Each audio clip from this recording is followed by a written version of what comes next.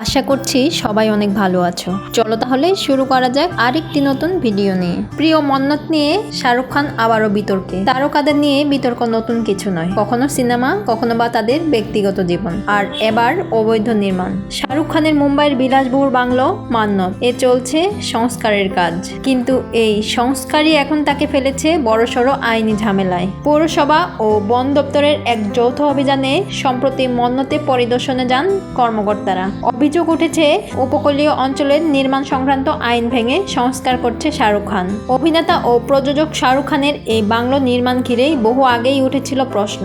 অভিযোগ 2005 সালে তিনি ও তার স্ত্রী গৌরী খান 12টি ছোট ফ্ল্যাটের অনুমতি নিয়ে পরে একত্রিত করে তৈরি করেছেন বিশাল মন্নত। এক প্রাক্তন আইপিএস অফিসার ও আইনজীবী ওয়াইপি সিং সম্প্রতি দাবি করেছেন মন্নতের নকশা হুবহু ভিলা ভিয়েনা নামে একটি ঐতিহ্যবাহী স্থাপত্যের মতো।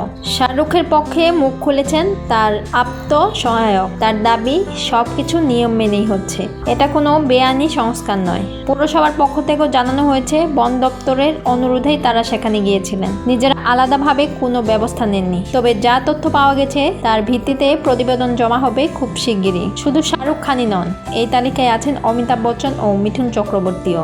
অমিতাভের বাংলো নিয়েও উঠেছে বেআইনি নির্মাণের অভিযোগ, এমনকি মিঠুনের মালাডের বাংলোতেও জারি হয়েছিল নোটিশ। প্রশ্ন উঠেছে, নিয়ম কেন সাধারণ মানুষের জন্য, নাকি তারকারাও আইনের ঊর্ধ্বে নয়? আপনার কি মতামত কমেন্ট বক্সে জানাতে ভুলবেন না। আর ভিডিওটি ভালো লাগলে অবশ্যই লাইক, কমেন্ট এবং সাবস্ক্রাইব করবেন। আজ এই পর্যন্তই, ভালো থাকবেন।